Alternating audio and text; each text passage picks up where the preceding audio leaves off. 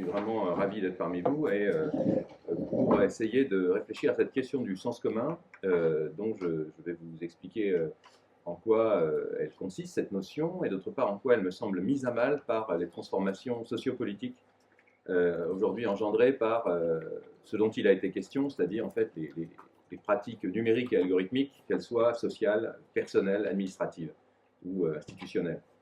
Alors je vais montrer ou rappeler que cette notion de sens commun joue un rôle absolument fondamental pour la constitution de ce qu'on appelle en philosophie politique de la démocratie la raison pratique. Cette constitution de la raison pratique unifie des courants qui en eux-mêmes sont non seulement distincts mais opposés, le républicanisme et le libéralisme politique. Deux courants qui sont l'un et l'autre fondateurs disons, qui sont les piliers de la philosophie de la démocratie. Alors, mais pour vous adresser mon propos de manière très explicite, il faut d'abord que je rappelle rapidement mon point de vue particulier. Je peux affirmer sans me tromper que je suis d'abord un machiavéliste, enfin il s'agit d'un parcours machiavélien, d'abord celui d'un machiavéliste, spécialiste de cet auteur, après lui avoir consacré ma thèse de doctorat, et puis plusieurs ouvrages et articles. Et ensuite devenu philosophe machiavélien, c'est-à-dire inspiré par sa pensée sur des thèmes variés, des thèmes dont lui-même était proche, la République, c'était l'objet de mon habilitation à diriger les recherches, le manuscrit original, qui a donné ce livre La liberté des contemporains en 2010 ou 2011, et d'autre part la suite qui était sur la corruption, philosophie de la corruption, qui devait s'appeler, avant que l'éditeur ne change, sans me demander mon avis, le titre, Le pouvoir oblique, une philosophie de la corruption. C'était plus conforme à l'intention. Alors, donc voilà, c'était des thèmes que Machiavel lui-même a traités, donc je m'inscrivais dans les pas de ce penseur qui a mis disons, ma propre pensée en forme. Et puis ensuite, j'ai acquis des thèmes qui peuvent sembler plus lointains, pour moi ils ne l'étaient pas, mais en tout cas ils sont plus contemporains, comme celui de l'innovation et celui plus récemment de l'intelligence artificielle. Alors, dans tous les cas, j'étais à la recherche, comme la question est indiquée au tableau, j'étais à la recherche, au moment où j'ai commencé à travailler sur l'innovation, de la formule à la fois institutionnelle, sociale, qui permettait de penser la socialité contemporaine. En d'autres termes, quelle politeia pour les sociétés contemporaines, socialité et institution. Et sur ces entrefaites, j'ai eu l'occasion de le dire plusieurs fois, donc je n'y insiste pas, je suis tombé par hasard, mais la virtu consiste à savoir trouver la fortune favorable, sur un appel à projet totalement déroutant de l'Agence nationale pour la recherche, en 2011, réitéré 3 fois, qui portait sur les sociétés innovantes. Véritable apax dans la littérature de recherche, à l'époque, et même depuis. J'ai fait mon enquête, personne, pas même les personnes qui avaient proposé cette notion de société innovante, ne pouvaient la définir. Donc c'était bon signe pour un philosophe qui aime comme Machiavel lui-même, les ambiguïtés. Donc j'ai construit un travail là-dessus pour mettre en lumière le fait que nous sommes entrés depuis un certain temps dans une économie, mais aussi un type de société, d'innovation, dans lequel les technologies et les découvertes scientifiques jouent un rôle moteur pour la croissance. Je soutiens dans mes travaux que cette notion d'innovation constitue un véritable paradigme qui s'est substitué à celui du progrès. Cette substitution est largement invisible, puisque les tenants de l'innovation, qui ne sont pas ceux du progrès sur le plan philosophique, excellent à maquiller leur forfait de substitution en reprenant les thèmes dominants du progrès pour vendre de l'innovation, au motif que la science et la technique, c'est bien. Voilà, donc j'étais parti sur ces entrefaits et l'étude approfondie avec mon équipe de la chaire éthique et intelligence artificielle de des problématiques variées de l'IA dans la société n'a pas démenti cette vision, ce qu'on appelle aujourd'hui les barons de la tech, les tenants du techno-féodalisme, excellent à nous expliquer qu'ils reprennent le flambeau du progrès. Vous le savez bien, celles et ceux qui connaissent mon travail, je ne valorise pas excessivement la notion de progrès, qui a elle-même part liée à l'impérialisme, à l'idéologie de la conquête coloniale, bien sûr. Alors, voilà, cette question générique qui permet de saisir le type de propos que je tiens, dans cette question générique s'en emboîte une autre, elle-même générique, mais quand même plus précise, puisque la question dont il va être question notamment aujourd'hui, qu'on va aborder aujourd'hui, c'est comment valider dans des sociétés de consommation intensive, qui sont des sociétés d'innovation donc, ces sociétés d'innovation, où l'aliénation prend des formes subtiles, la promesse démocratique de l'innovation, d'émancipation, un programme démocratique d'émancipation, et vous voyez, je commets un petit lapsus, parce que précisément cette promesse démocratique d'émancipation est normalement portée par les vecteurs de l'innovation, à commencer par nos terminaux numériques et algorithmiques, qui sont à la fois vecteurs d'émancipation. Beaucoup de personnes qu'on pourrait attraper sur le campus, à qui l'on dirait, mais que t'arrive-t-il avec ton terminal numérique et algorithmique préféré? Eh bien, je me sens bien parce que je me sens libre. Donc voilà, l'acte d'achat correspond à une promesse d'émancipation, l'acte d'achat de l'objet innovant. Alors qu'en fait, nous autres philosophes, avec nos collègues sociologues, spécialistes de sciences politiques, de sciences de l'information et de la communication, nous avons déjà des outils pour savoir qu'à beaucoup d'égards, les mêmes outils sont aussi bien les moyens de l'aliénation sous des formes subtiles. Alors, vous voyez donc, je dirais qu'après cette entrée en matière, pour un machiavélien comme moi, l'époque est pleine de remarquables nuances. Il est impossible de simplifier ou de rendre homogène le réel. Et ces grandes incertitudes qui apparaissent voilà, dans le réel sont très intéressantes. Et les tensions et les paradoxes, fascinants à mon point de vue, elles démentent d'ailleurs la tentation de tenir des discours univoques et souvent apocalyptiques sur le numérique et l'IA, comme le font pourtant certains essayistes. Tensions et paradoxes sont en réalité l'occasion de réinventer la vie en commun, la raison pratique et le régime public de l'action. Évidemment, par ailleurs, pour la sensibilité républicaine du même machiavélien, il apparaît difficile de ne pas imaginer que l'effacement, voire l'effondrement de la raison publique, ne soit le signe d'une catastrophe pour les libertés. Et j'en appelle nos amis libéraux finalement à témoigner, une catastrophe pour les libertés, pour toutes les libertés, même pour les libertés privées, n'en déplaise au libertarianisme, qui a tué le libéralisme politique, depuis d'ailleurs longtemps. Alors, Machiavel cherchait à énoncer la vérité effective de la chose politique. Vous vous souvenez, verita effettuale della cosa, plutôt que suivre cela, plutôt que l'imagination. Qu'on aimerait se faire des choses, seraient-elles, ces imaginations, rassurantes ou séduisantes? Alors, un petit effet d'annonce, et vous ne serez pas déçus. La spécialité du machiavéliste autorise celui qui en investit à proposer quelques observations qui risquent de passer pour des plaisantes. Mais je pense que vous aimez les frissons. Quant au philosophe machiavélien spécialiste de l'innovation, il a le devoir théorique de proposer quelques perspectives nouvelles, ainsi que des hypothèses destinées à élargir la vision. Et ainsi que vous le verrez, je vais m'employer à honorer dans les deux dimensions ce redoutable statut qui est le mien. Alors, quand même, une précision méthodologique. Mon point de vue est situé quand même, sinon on ne peut pas comprendre tellement ce que je fais, je crois que Thomas, nous sommes assez proches à cet égard, dans ce qu'on peut appeler l'épistémologie sociale française. Moi, j'ai fait un de mes masters, on ne disait pas master, un de mes diplômes d'études approfondies, j'en ai fait deux, avec François Dagonier, auteur d'une 60aine d'ouvrages, sachez-le, médecin, philosophe, comme Canguilhem lui-même. Et le dialogue s'est poursuivi ensuite avec un collègue, malheureusement trop tôt disparu, qui était un de mes amis intellectuels et personnels, qui fut le directeur de thèse de Thomas, le regretté Robert Damien. L'un et l'autre développaient un point de vue qui peut surprendre en philosophie, qui est notamment centré sur les objets et les dispositifs socio-techniques. Ce sont des auteurs qui s'attachent à philosopher à partir des objets et à partir de ce réel particulier incarné dans des pratiques qui passent par des objets. Alors, j'avance cela parce que vous verrez que nous aurons tout à l'heure à penser à un certain nombre d'objets qui nous sont donnés et qui sont, je le soutiens, totalement impensés.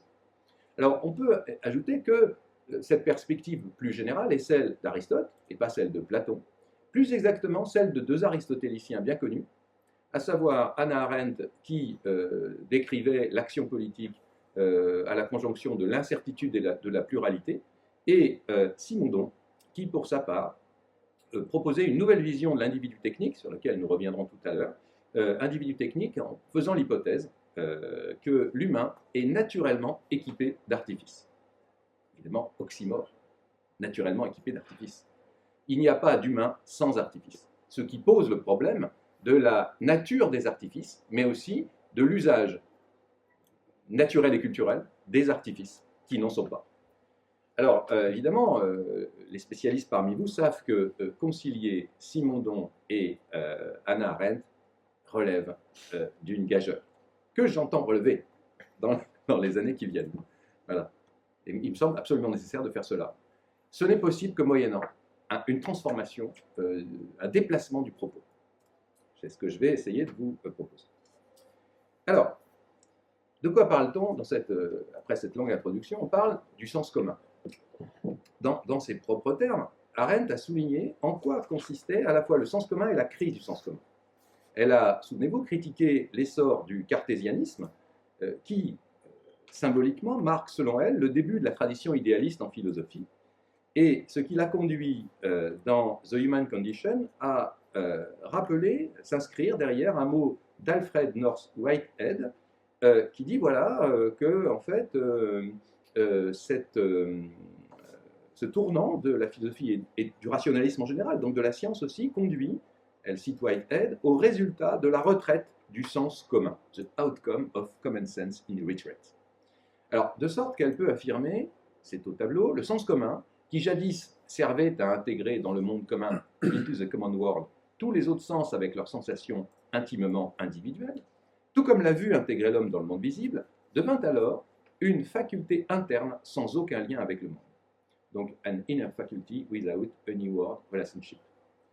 Alors, en fait, à l'époque moderne, n'est plus commune entre les humains, dans le cadre de l'idéalisme philosophique désormais dominant, selon Arendt, que la faculté de raisonner, poursuit-elle. Le monde commun s'efface. En d'autres termes, la montée du rationalisme scientifique, fondée sur le socle philosophique idéaliste, consiste à la fois en un appauvrissement du vécu commun, en une progressive réduction de la socialisation à ce qui apparaît rationnel et utilitaire, et finalement en une dépolitisation par rapport, en tout cas, aux époques précédentes. Il y a le terme jadis. Il y avait un avant. Alors, quand elle enquête au fil de son œuvre, à la fin de son œuvre, sur la nature de la pensée, dans le premier tome de l'ouvrage inachevé The Life of Mind, la vie de l'esprit, Arendt estime pouvoir retrouver l'origine de cette notion de sens commun dans la philosophie médiévale, en particulier dans l'œuvre de Thomas d'Aquin. C'est le texte qui s'affiche juste en dessous. La réalité de ce que je perçois est garantie par le contexte d'un monde comprenant. D'un côté mes semblables, qui perçoivent comme moi, et de l'autre, l'action concertée de mes cinq sens. Ce que depuis Thomas d'Aquin, on appelle sens commun, sensus communis, est une espèce de sixième sens, nécessaire à la cohésion des cinq autres, et qui garantit que c'est bien le même objet que je vois, touche, goûte, respire et entend. Ce sens, le mystérieux sixième sens, qu'on ne peut localiser dans un organe précis. Alors, fit, la traductrice Lucienne Autringer propose, malheureusement je crois, incorpore les sensations de mes cinq sens, rigoureusement personnelles, si personnelles que les sensations, de par leur qualité même de sensation et de leur intensité, sont incommunicables. Donc, au monde de tout ce que partagent les autres. Alors, c'est intéressant, plusieurs remarques. Vous voyez que, comme je me tue à le dire à mes doctorants, j'y laisserai la santé, on ne peut se référer au niveau doctoral, au niveau de recherche, à un auteur qu'en regardant le rapport entre les traductions importantes pour notre langue et la langue originelle. Hein, donc c'est absolument obligé. Donc on y voit, notamment pour une autrice comme Arendt, mais Machiavel n'est pas mieux traité, des monstruosités. Par exemple, figurez-vous que Madame Lautragé, qui a des qualités comme traductrice de la vie de l'esprit, propose, vous ne savez pas qu'il y a un petit mot qui est enlevé du texte, parce qu'il n'est pas en anglais. Thomas d'Aquin, le philosophe, ne s'appelle pas pour Hannah Arendt Saint Thomas. Hannah Arendt n'écrit pas de la théologie, elle écrit de la philosophie. Quand elle parle d'Augustin d'Hippone, elle ne parle pas de Saint Augustin. Eh bien, Madame Lautragé appelle systématiquement dans l'édition, la seule édition actuelle en français de la vie de l'esprit, la seule traduction, elle appelle ces philosophes du nom de leur patronyme, comme Père de l'Église ou autre saint. C'est un contresens. Ce n'est pas simplement une erreur de traduction, c'est un contresens. Alors c'est un détail. Donc vous voyez, si vous vérifiez, il y a écrit dans la traduction Lautragé Saint Thomas d'Aquin, qui n'est autre que l'Aquinate. Voilà. Voilà. Donc Alors, c'est intéressant parce que, par ailleurs, on doit toujours regarder, permettez-moi cette petite, c'est pas une préciosité, regardez les mots utilisés. Je viens de le souligner, le terme fit en anglais ne veut pas dire incorporé. Voilà.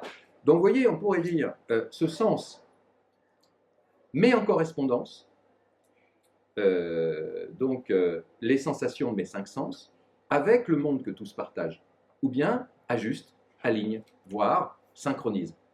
Voilà, c'est à mon avis plus précis que cet incorporé qui renvoie à la notion de corps, à la notion de chair.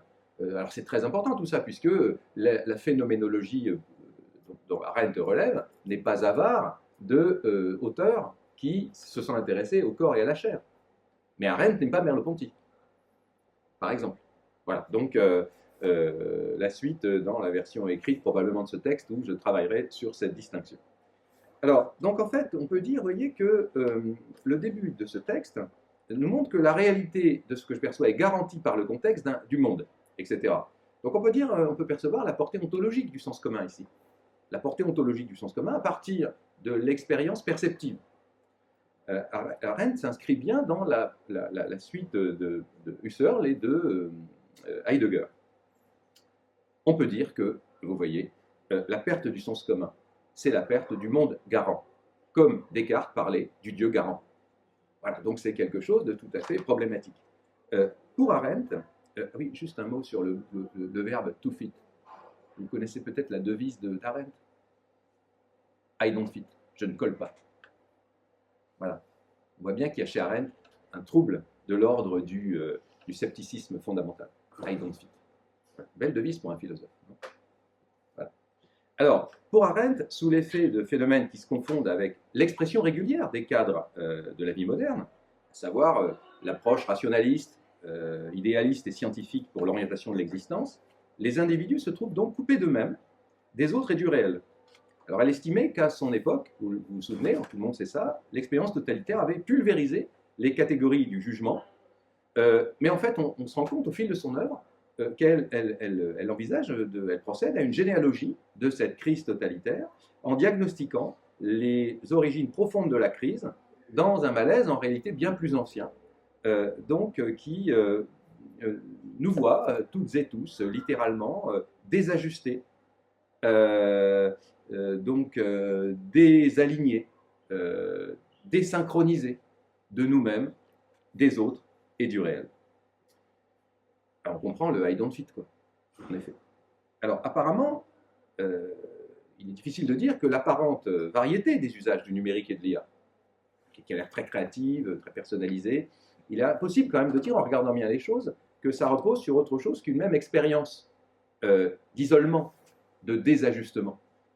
Chacun et chacune se trouve reclus dans sa bulle digitale en vue de l'espoir d'une vie confortable ou d'une augmentation digitale permanente de soi-même. C'est ce que montre bien Deborah Lupton dans ses recherches. Donc voici une synthèse, une sociologue, anthropologue, qui s'intéresse à la nouvelle métronomie du moi, la manière dont, notamment dans les salles de sport que vous fréquentez peut-être, les personnes monitorent leur activité et passent pour être en santé par le biais de data qui vérifient cette santé, par le biais d'une idée d'une optimisation de soi-même que la machine objectiverait. Une politiste italienne de talent a récemment proposé le concept de techno-particularisme pour désigner la crise du monde commun. La référence est au tableau. Alors, ces faits font exploser, confirment l'explosion de la représentation simple de la subjectivité politique qui ruine les paradigmes de la démocratie, si bien que celle-ci, privée du support vivant de subjectivités à la fois consistantes et libres, ne parvient plus à se représenter elle-même. Les sociétés contemporaines, si elles sont formellement démocratiques, rassemblent aujourd'hui, c'est la première observation désagréable que je vais faire, non pas des animaux politiques que nous aimerions être, mais bel et bien des animaux domestiques. Voilà, soucieux d'eux-mêmes par l'augmentation digitale et algorithmique. Ainsi que vous allez le voir, une de mes hypothèses vient que la crise, finalement, de la faiblesse de ces capacités, de nos propres capacités, nous est imputable à nous, l'élite intellectuelle. En effet, c'est la pauvreté de notre arsenal conceptuel hérité qui provoque le désarroi dans lequel nous sommes de réagir à la montée des périls dont je ne fais qu'ici que décrire les conditions de possibilité, en suivant Arendt. Je n'ai pas évoqué les problèmes graves qui touchent actuellement à la vie politique nationale et internationale, bien sûr. Donc, vous verrez, il me semble absolument impératif d'enrichir nos standards théoriques, à commencer par les miens, et d'autre part, la crise vécue est aussi celle de l'imagination, grandement en faillite. Non seulement les concepts sont pauvres, venus d'un autre temps, ils ne peuvent plus être normatifs, ils sont faiblement descriptifs, mais il y a aussi un défaut d'imagination. Nous ne sommes pas assez audacieux du point de vue théorique, mais pas aussi non plus du point de vue imaginatif. La crise de l'imaginaire politique démocratique, finalement, affecte chaque sujet politique, et parmi la société démocratique, les personnes qui en ont normalement la responsabilité de cette gestion de l'imaginaire politique, à savoir les élites, l'élite lettrée. Nous devons nous interroger d'ailleurs sur les causes de cette impuissance de l'élite lettrée. Alors, cette impuissance, dans mes termes, vient de ce que j'appelle le coup d'État d'une idéologie scientifique dans une société relativement consentante. Alors, le coup d'État a réussi. En convoquant Gabriel Naudet, penseur politique machiavélien du XVIIe siècle, et Georges Canguilhem, philosophe contemporain de la médecine et historien des sciences, on peut comprendre ce qui se passe et pourquoi nous sommes dans un état, même nous, dont le métier est de penser la situation, dans un état de sidération et de désarroi. La force d'un coup d'État, explique Naudet, dans la tradition machiavélienne, donc, est de transformer le cours des choses de manière rapide, souvent brutale et inattendue, et d'installer une nouvelle manière de penser et de faire. Quant à la puissance de conviction sociale d'une idéologie scientifique, elle parvient à faire croire à ses propres résultats futurs, ses propres progrès. Et Canguilhem écrivait dans le texte cité à l'écran, la production progressive de connaissances scientifiques nouvelles requiert, à l'avenir comme dans le passé, d'une certaine antériorité de l'aventure intellectuelle sur la rationalisation.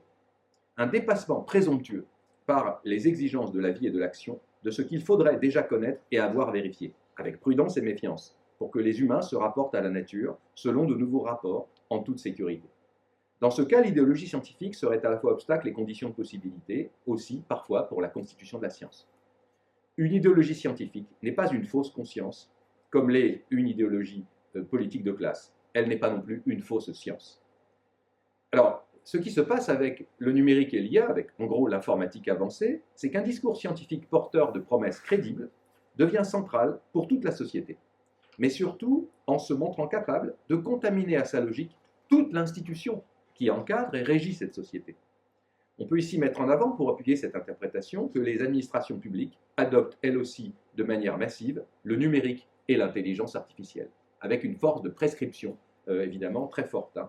Alors voir à ce propos quelques contributions que j'ai pu déjà proposer, jusqu'où l'institution peut-elle être augmentée en 2022, et la marche à l'intelligence artificielle de l'action publique, organe obstacle de société en mal de transformation, en 2022 et 2025. Alors face à cela, la société apparaît relativement consentante. Certes, on n'a pas demandé à chaque citoyenne son consentement explicite, mais elle ne dit pas non. Là encore, loin de là, par l'acte d'achat et dans la perspective de la promesse du confort, de l'amélioration de soi-même, dans un sens évidemment d'optimisation. Alors, sidérée par un coup d'État qu'elle n'a pas anticipé, la classe des penseurs éthiques et politiques apparaît profondément désemparée. C'est lié à plusieurs sortes de raisons. Posons un diagnostic. De manière chronique, première sorte de raison, il y a une connaissance insuffisante de la technologie numérique et algorithmique. Et sur ce point, il faut incriminer les modes de l'éducation traditionnelle. L'humanisme pédagogique, qui continue de régir l'enseignement des élites, est sur ce point particulièrement fautif. Si longtemps pourtant après, vous vous souvenez, les appels lancés par Gilbert Simondon, du mode d'existence des bibliotechniques dès le début, dès l'introduction, pour donc faire entrer la culture technique dans la culture générale. Deuxième sorte de raison, le retard en question vient de la faute de ne pas avoir compris la manière dont les formes de socialité numérique sont offertes à toutes et tous, non pas dans le mode de la prescription étatique comme à l'époque du progrès, mais dans le cadre de ce que j'ai appelé le paradigme de l'innovation, lequel tend à désamorcer les autorités intellectuelles, morales et politiques. Les sujets, les individus sont amenés à expérimenter directement, librement, entre guillemets, sans réflexivité d'ailleurs, l'usage prime. Les technologies se greffent sur l'expérience courante à travers l'habileté, excusez-moi, machiavélique des designs d'usage et des designs émotionnels. Les innovations se déploient dans un régime hédoniste, nocif pour la réflexivité et profondément dépolitisant. Il y a donc un certain retard dans la réaction théorique, etc. Alors, du coup, évidemment, elle s'organise, la réaction théorique. Elle s'organise avec cette diapo que j'aime montrer, qui donne toujours autant le vertige. Soyez prêtes et prêts. Attention, c'est quand même... les concepts critiques sont d'ores et déjà présents. Il y a des concepts critiques qui apparaissent. Voilà, ces concepts critiques. Alors, ils sont tous très intéressants, mais il faut se méfier aussi de cette effervescence, puisque, j'ai eu l'occasion déjà de souligner, John Danaher, notre collègue irlandais, propose avec force le concept d'algocratie. Pourquoi pas? Mais ça laisse à penser que l'algocratie est un régime purement technique qui a par lui-même du pouvoir. En réalité, c'est une intrication de pouvoirs humains qui sont tour à tour financiers, politiques, sociaux, qui nourrit la force propre des algorithmes. Donc, socio-algocratie, si l'on veut, si vous voulez. Tout ce qui rend les choses difficiles, c'est aussi souligné par le fait que nous avons affaire à un véritable milieu, cher Antonin, n'est-ce pas, un véritable milieu qui fait que nous avons du mal comme le soulignait Pascal Robert, notre collègue qui fait de l'anthropologie des systèmes à partir de l'information et de la communication, dans son dernier ouvrage, Le numérique monde, Pascal Robert montre de manière très convaincante que ce qui rend les choses difficiles est notre inclusion dans un système dont nous ne pouvons pas être extérieurs à ce système info-communicationnel. Quand bien même nous refuserions autant que possible le numérique, l'intelligence artificielle, en refusant par exemple, en posant un veto aux actes d'achat inconsidérés que j'évoquais, et en ne cédant pas aux promesses. Il est difficile d'échapper au numérique monde, ce que montre très bien Pascal Robert, sans être, c'est le moins qu'on puisse dire, un promoteur excessif de ce qu'il entend analyser, critiquer et à beaucoup d'égards dénoncer. Alors, c'est intéressant parce que cela posé, les concepts critiques se déploient, ils commencent à être utiles, intéressants. La littérature est certains le savent déjà, pléthorique, intéressante. Ça oblige à beaucoup lire, à essayer de comprendre ce que veulent dire les collègues. Il n'en demeure pas moins que l'expérience, l'esprit d'expérience, l'esprit aventureux d'expérience, ou l'esprit de l'expérience aventureuse, ne cesse de nous défier. Alors je vais vous faire un peu l'analyse d'une expérience qui nous défie, et qui nous... C'est mon deuxième moment de provoquer un certain déplaisir. Nous devons prendre au sérieux l'expérimentation Habermas Machine. Alors, je vous rappelle que cette expérience Habermas Machine désigne un système d'IA générative baptisé, sans lui avoir demandé son avis, du nom du grand Jürgen Habermas. Il y a une lettre amusante où il dit « Je vous interdis d'utiliser mon nom ». C'est vrai on voit bien l'esprit aventureux des pirates informatiques qui sont légion aujourd'hui et qui continuent de dynamiser l'innovation. C'est qu'en fait, il ne lui a pas demandé. Donc, je rappelle qu'Habermas est, avec Charles Taylor, un des derniers de la génération des années 1920. Il est né en 1929 et il est le théoricien de l'espace public, 1978, et de la démocratie délibérative en fonction de sa théorie de la gire communicationnelle, 1992 et 2003.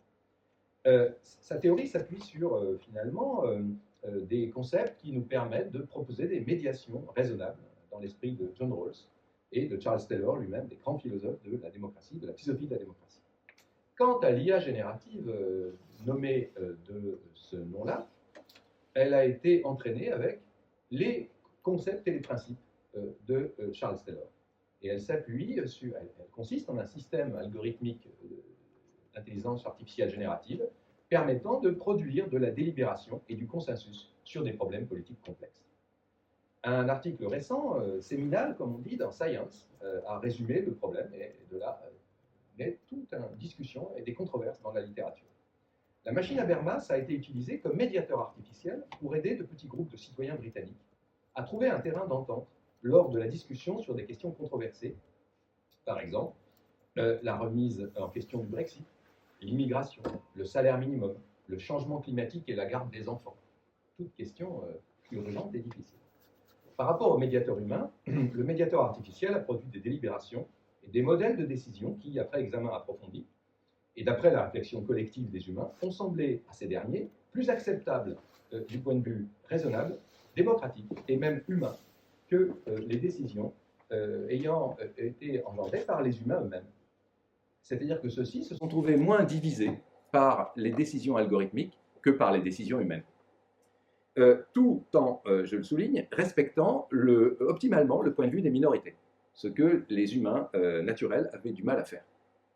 Donc, est-ce que la Habermas Machine fait signe vers une évolution en faveur de sociétés plus démocratiques, où la délibération serait moins partiale et en tout cas moins incomplète, et les décisions publiques plus équitables? Philosophes politiques, nous ne pouvons que frémir. L'expérience de la Habermas Machine n'est pas seulement ingénieuse sur le plan technique. Certes, c'est de l'humour anglais. Elle est audacieuse en tant qu'expérience mentale. Experimentum mentis. Elle donne à penser que la création d'un collectif obéit à des logiques de calcul qui sous-tendent des orientations préférables. Ce qu'on savait très bien en théorie de la démocratie, en sciences politiques, depuis Borda et Condorcet, la fin du XVIIIe siècle. Mais on le redécouvre au point de se rendre compte qu'un outil de calcul performant, optimal, permet de renouveler les procédures démocratiques.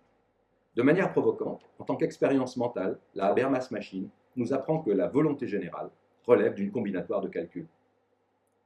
Formule volontiers provocante, hein, je connais Rousseau.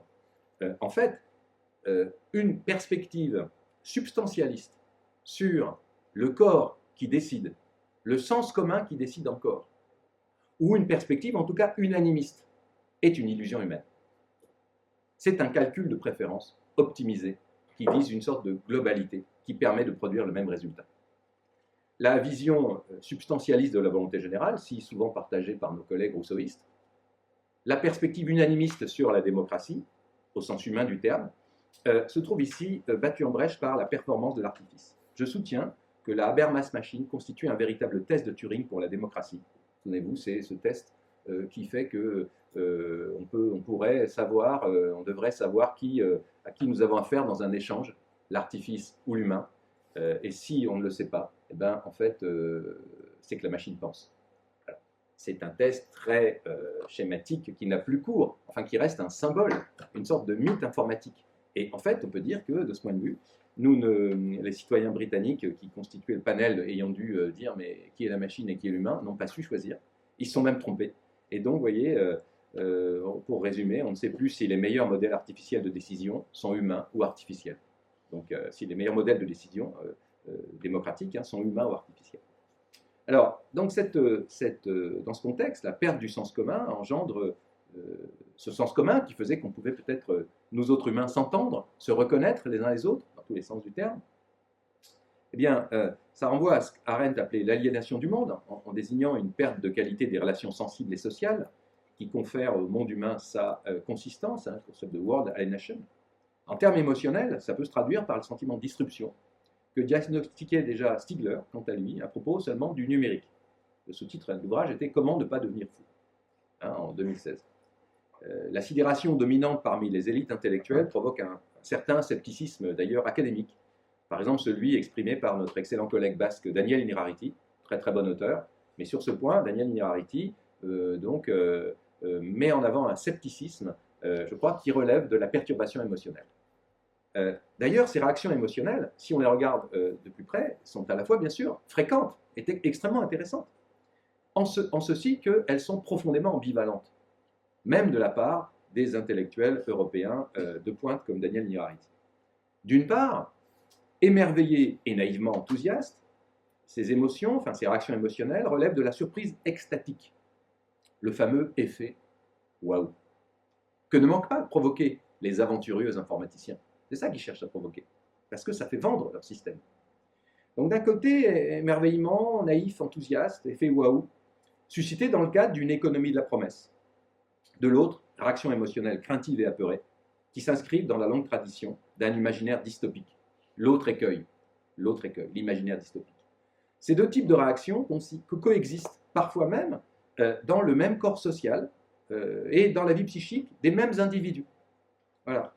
À mon sens, cela traduit le fait que l'imagination n'est plus en mesure de synthétiser le phénomène algorithmique dans son développement sociétal, compte tenu de son pouvoir de configuration ou de reconfiguration de la réalité et des pratiques politiques.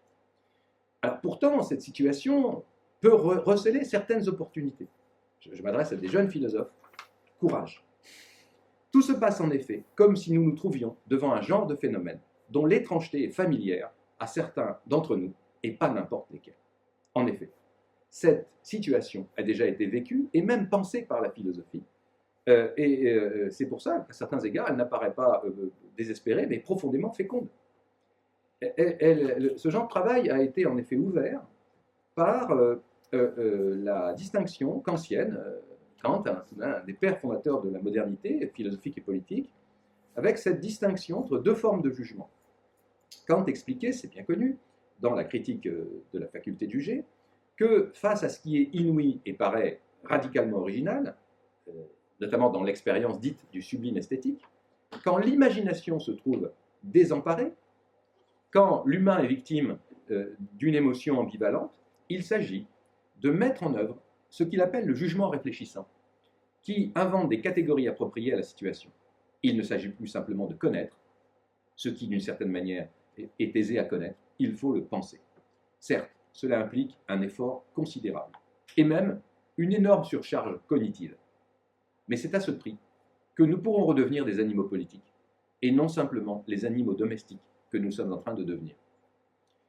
Se fait donc jour la nécessité de reprendre la tâche des exercices politiques auxquels nous conviait Arendt, et elle avait pour elle, vous savez, l'idée de reconstituer le jugement kantien sur la base de ce qu'elle appelle la mentalité élargie, l'énergie de la mentalité élargie, si vous voulez, dans cet ouvrage très important qui est évidemment la réponse au diagnostic, une des réponses qu'elle apporte à son diagnostic sur la situation difficile des contemporains, la crise de la culture, hein, dont le titre français est Entre le passé et le futur. Alors, pour réussir à proposer notre propre exercice de pensée politique, je vous propose de pousser un peu plus loin le diagnostic de la situation. On n'a pas encore assez fait. On n'a pas touché le fond. On va le toucher. Ce que nous identifions comme la démocratie grecque, dans l'expérience athénienne, était en réalité un club d'aristocrates. Les querelles politiques et théoriques incessantes qu'a connues la société grecque, dite démocratique, entre les tenants du régime démocratique et les opposants à ce régime, d'un côté les sophistes, de l'autre les philosophes, attestent que la référence à un sens commun y était déjà difficile. La modernité, vous le savez toutes et tous, a résolument entrepris elle a émis l'hypothèse et entrepris d'élargir le club. Alors, le club s'est élargi, du moins espérait-on, à des sociétés entières, à un genre de société tout entier, la société du domaine public et de l'état de droit, voire un élargissement a été envisagé au genre humain tout entier. Le club est-il encore... Enfin, l'élargissement du club, le généreux rêve de l'élargissement du club est-il encore possible? Chacun s'entendra là-dessus. Vu que, vous allez voir, le diagnostic de la situation contemporaine, finalement, est peu favorable à cet égard. En effet, si l'on rentre maintenant, non pas sur les modèles théoriques, mais sur le plan de la description phénoménologique des pouvoirs en place, on s'aperçoit, finalement, que on peut être sceptique sur le rêve démocratique compte tenu de la vérité effective du rapport de pouvoir. Quelle morphologie pour les pouvoirs effectifs à l'ère de la société globale sous-tendue par le numérique et l'algorithmique, régis eux-mêmes par le paradigme de l'innovation? Je vous propose cette hypothèse, réaliste au sens machiavélien, certes déplaisante, mais qui pourrait même passer pour cynique en fait. Mais sur le plan de la morphologie des pouvoirs, pour un machiavélien, on pourrait dire que notre époque est régie par une nouvelle forme de régime, ou de gouvernement, ou de constitution mixte.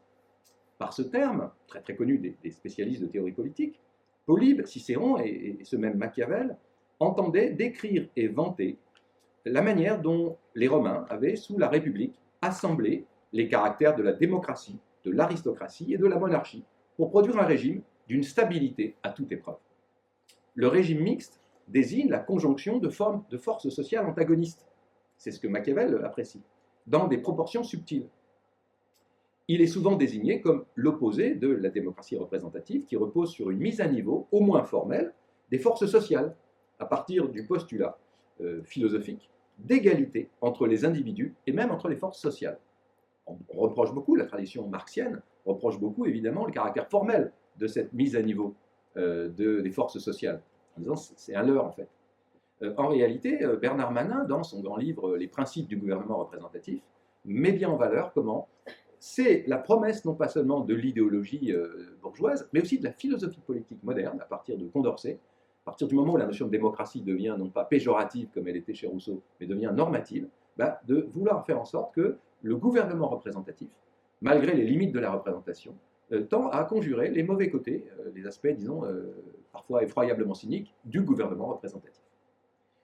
Alors, on pourrait dire, si l'on veut se brûler à la vérité effective, se brûler les yeux à la lumière de la vérité effective des choses, on pourrait soutenir qu'il existe un régime mixte des contemporains, sous les aspects formels de la démocratie. En effet, l'effectivité du pouvoir est aujourd'hui partagée entre des oligarques qui possèdent les capitaux, des responsables du pouvoir exécutif qui disposent du pouvoir régalien, du pouvoir institutionnel, et d'ingénieurs qui possèdent la compétence technique qui met en œuvre ce modèle. Alors, le peuple se trouve de facto exclu, car maintenu dans une tension pitoyable entre des moyens matériels limités, ou un crédit limité, et l'enchantement de la consommation. Il n'a plus part à la décision. À la perte du sens commun s'ajoute l'impuissance politique. Alors, face à ce genre de péril, là, normalement, votre morale est au plus bas. Un nouveau processus de subjectivation individuelle et collective est nécessaire, et ce à quoi nous nous employons avec la petite équipe que nous constituons dans le labo avec les doctorants qui travaillent sur ces sujets.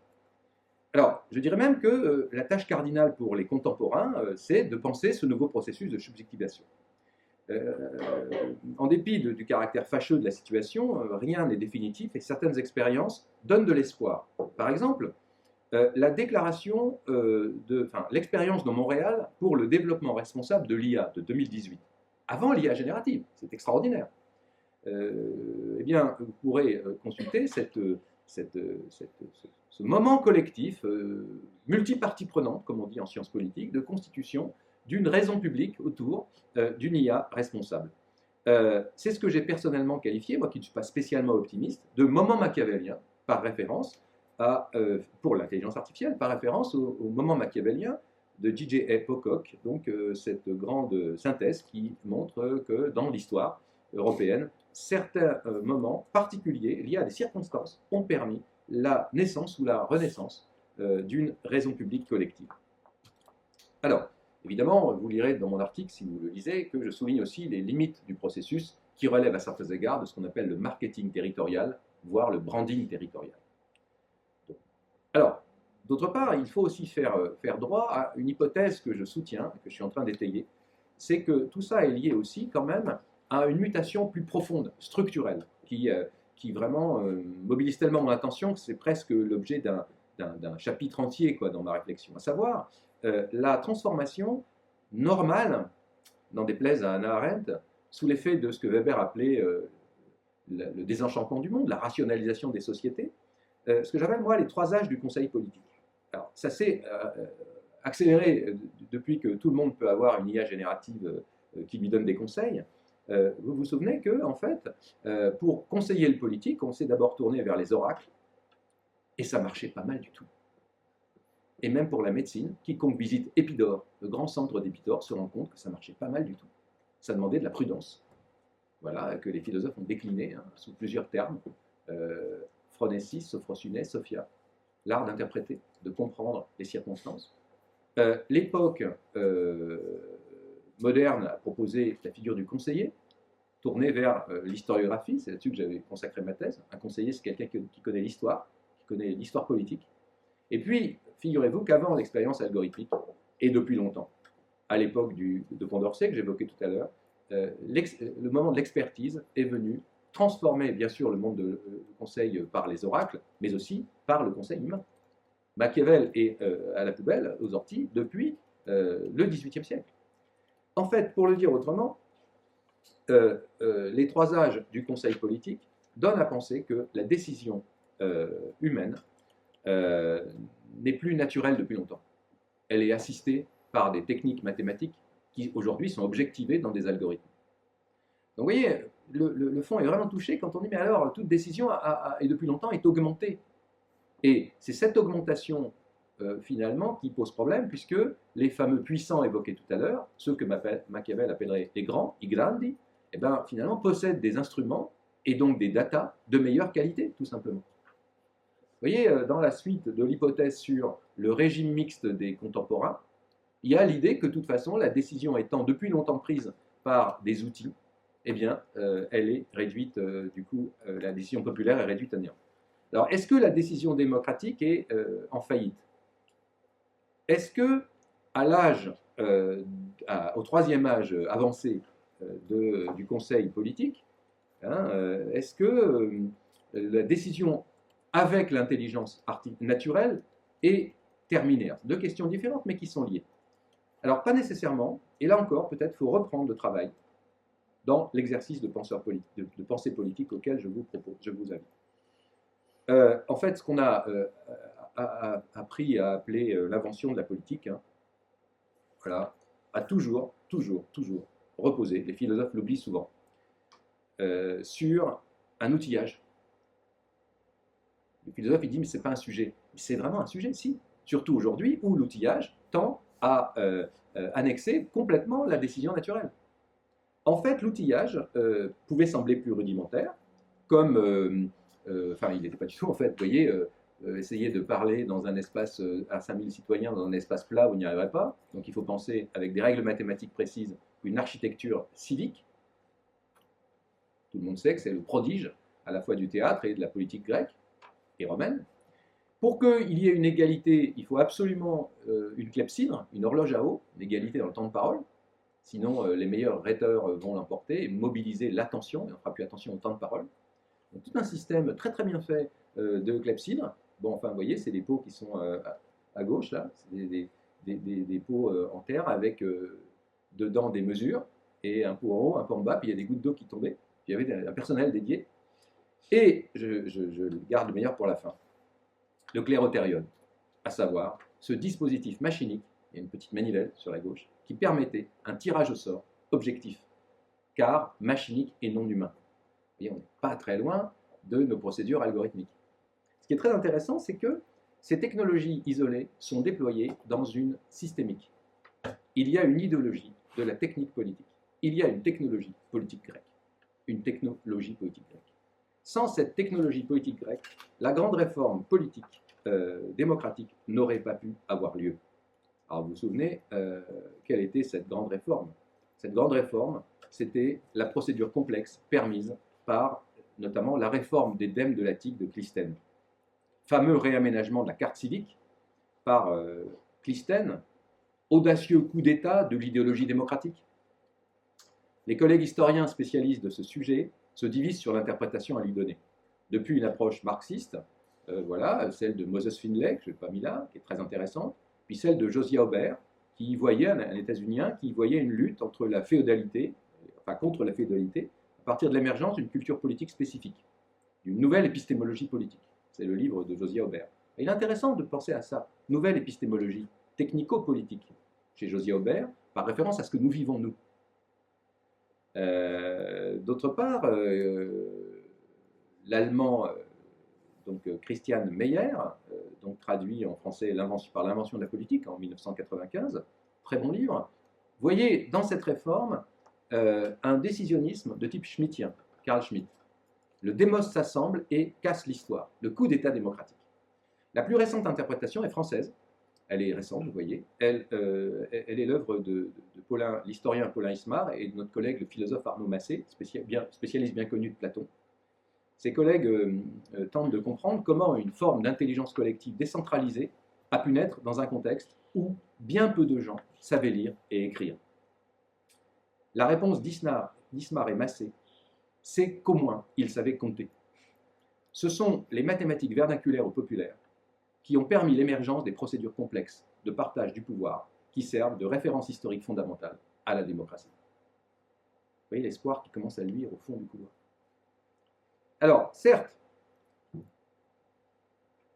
on nous invite à croire à disons, à une telle épiphanie pour nous, à un déploiement de certaines procédures comparables, sans heurts, dans la société du numérique et de l'IA. Alors en réalité, il faut se méfier des effets d'annonce expliquant que l'intelligence artificielle serait sans difficulté le moyen de régler la question politique.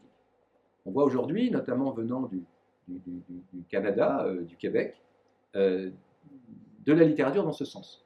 Vous voyez, l'ouvrage de Jacob et Brousseau, Quand l'algorithme décide, avec ce sous-titre, hein, L'État, l'IA et nous. En fait, je l'ai lu, il a un défaut majeur, comme celui Démocratie artificielle, coordonné par Montigny et Biancalana, qui regroupe des tenants de la e-démocratie, la démocratie numérique, qui estiment que si les systèmes d'IA menacent la e-démocratie, en réalité, on va pouvoir créer la démocratie artificielle. En fait, le problème de cette littérature, c'est qu'elle sous-estime les difficultés du sujet en confondant les débats politiques et la gestion matérielle de ces débats.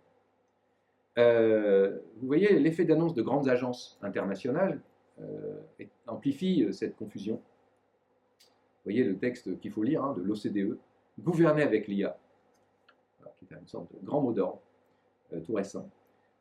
Les uns et les autres relèvent de la confusion dite, ou de l'illusion dite technosolutionnisme, voilà, qui est bien connue.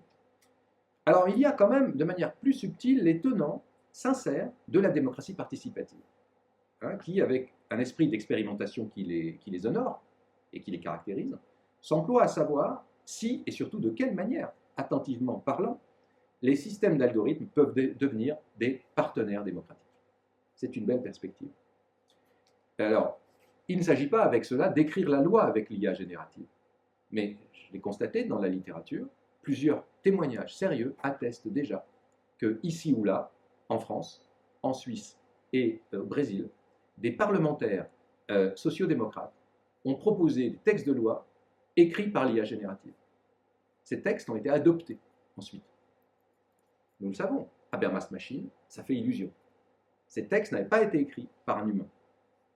Et plusieurs fois, les parlementaires ont dit, en fait, on vous a fait une blague, c'est pas nous qui avons rédigé ce texte. Vous voyez, là, il n'est pas question de ça, hein, avec les travaux que mène Hélène Landemort avec son équipe à Yale.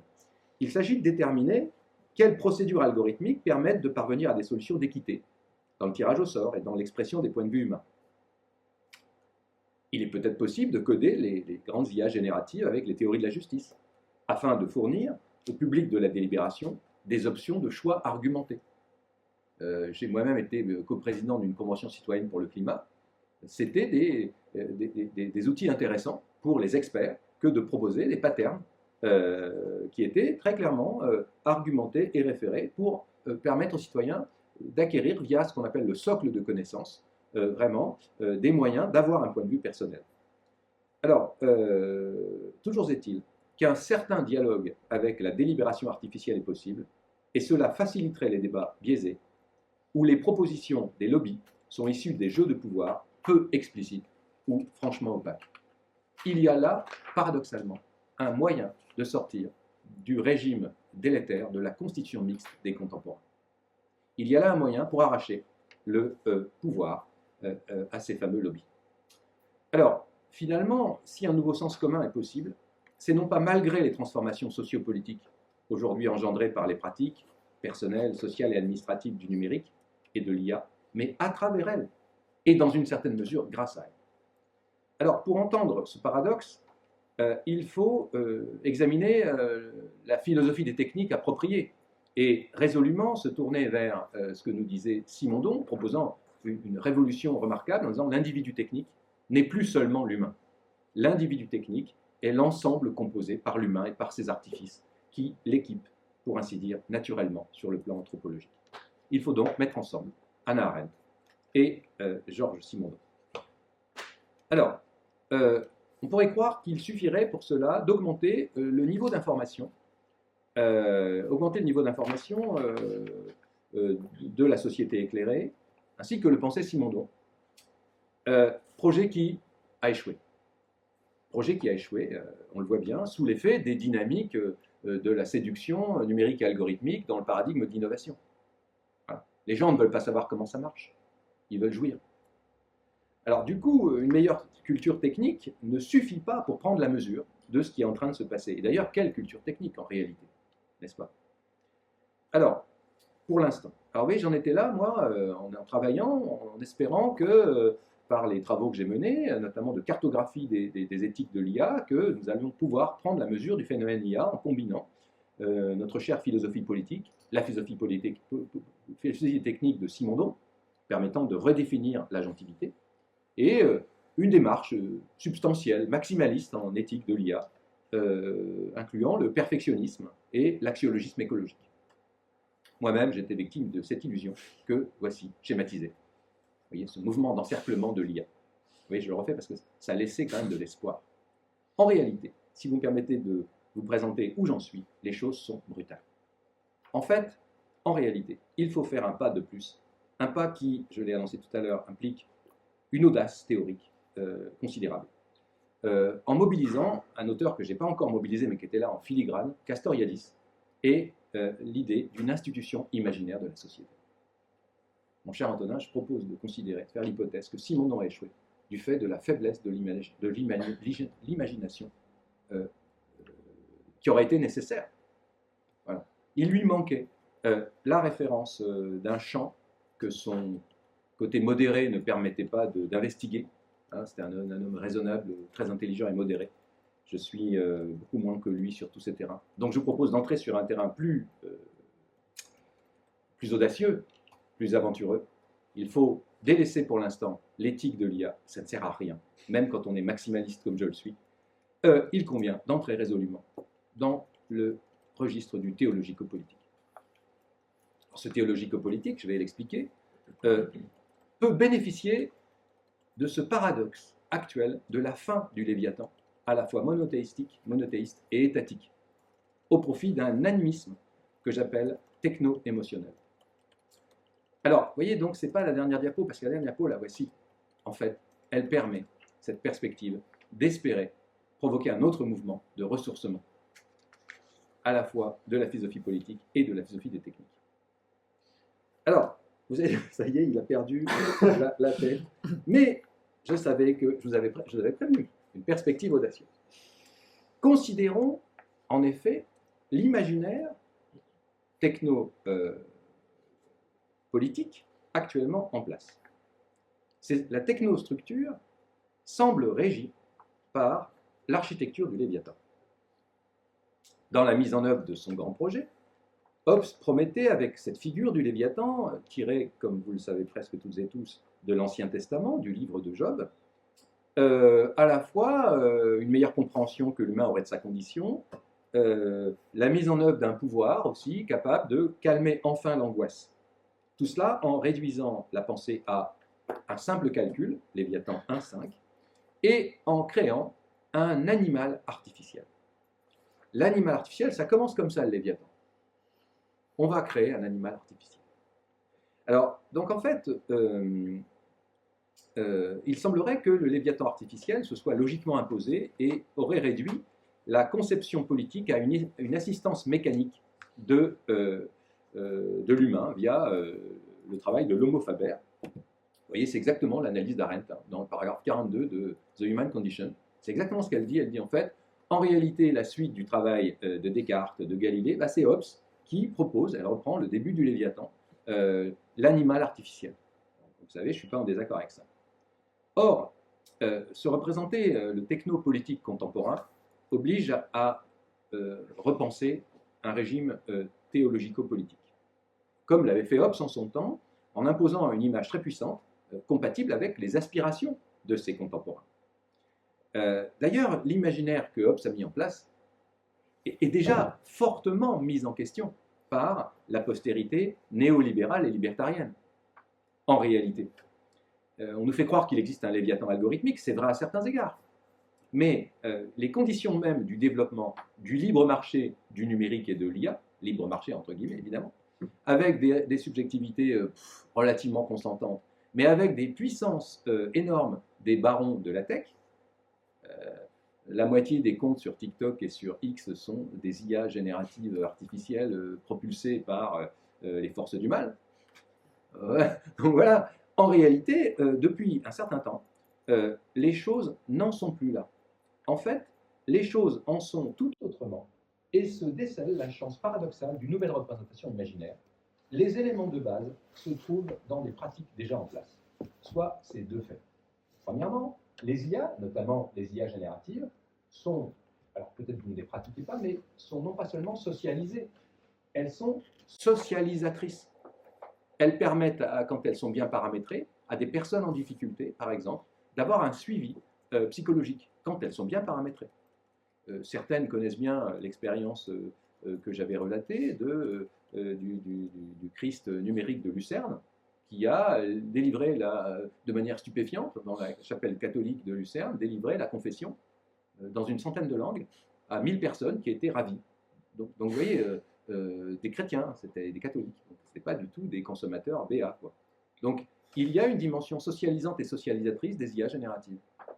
Notre cartésianisme obsédé par l'animal-machine ne se rend pas compte que nous sommes peuplés, nous avons peuplé le monde d'ores et déjà de machines, certes non conscientes, mais qui peuvent nous accompagner. Et de fait, la multiplicité des solutions d'IA générative, il suffit pour le savoir de jouer avec ChatGPT, mais aussi Claude d'Anthropic, qui est très subtil, bon, offre à une multitude de particuliers des relations d'assistance et, disons, des capacités de dialogue. D'où, finalement, la possibilité d'une alternative que j'appelle animiste, par métaphore, au monothéisme imposé par le Léviathan algorithmique, qui était lui-même issu d'un Léviathan monothéiste. Les systèmes d'IA générative sont déjà multiples et différents les uns des autres, comme une nouvelle floraison d'espèces vivantes. Alors, sur le plan de l'imaginaire théologico-politique, appelé donc par la philosophie lucide de l'IA, la tâche actuelle est donc de produire des alternatives crédibles et en un sens réaliste, non pas seulement des visions apocalyptiques et des concepts critiques. Il s'agit de produire des nouveaux horizons et des concepts normatifs crédibles. Ces deux aspects essentiels d'une bonne santé démocratique. Alors, finalement, je vous propose de faire preuve encore un petit peu d'attention et d'audace aussi, en disant voilà, peut-être que en assumant l'agentivité sociale d'ores et déjà des systèmes d'IA, il est possible de recomposer l'intérêt général en substituant au délétère régime mixte des contemporains que j'évoquais tout à l'heure, où les lobbies confisquent le pouvoir, une nouvelle harmonie avec des systèmes d'IA qui seraient garantis, si elles sont bien codées et maîtrisées et transparentes, hein, autant de choses que fait l'éthique de l'IA, la computer ethics. Hein. Elle s'engage là-dessus, hein, elle serait garante d'impartialité. Elle permettrait de synthétiser des options délibérées par les humains et proposerait elle-même, comme dans la Habermas Machine, un certain nombre d'options. Des visées d'objectivité seraient par là fournies. Quant au peuple, il exprimera, comme toujours, les intérêts sociaux qui sont les siens dans leur variété. Et on peut imaginer greffer là-dessus cette bonne vieille procédure rigoureusement démocratique que j'aime tant, le tirage au sort, qui fait que la compétence est partagée. Et vous voyez, on dit toujours dans le tirage au sort, le problème c'est que les personnes qui vont être tirées au sort ne sont pas compétentes. Et de fait, je vous l'ai dit, j'ai présidé une convention citoyenne. Je sais très bien que les personnes qui sont tirées au sort arrivent, elles ne savent rien. Moyennant un processus de mise en commun des connaissances, moyennant un travail assez long, il est vrai, mise en commun, mise en confrontation, en présence avec des experts et des bonnes connaissances, les personnes deviennent des quasi-experts de domaines variés. Ce n'est pas que sur le climat qu'il y a, comme vous le savez, des conventions citoyennes. Il est clair que les systèmes d'IA sont d'un appui extraordinaire quand ils sont bien paramétrés. Quand ils sont paramétrés, justement, j'y arrive, par l'institution qui exprime l'intérêt public et qui réaffirme ainsi, dans sa sphère, la valeur de la représentativité, qu'il s'agisse des fonctionnaires, des hauts fonctionnaires ou des élus. Voilà.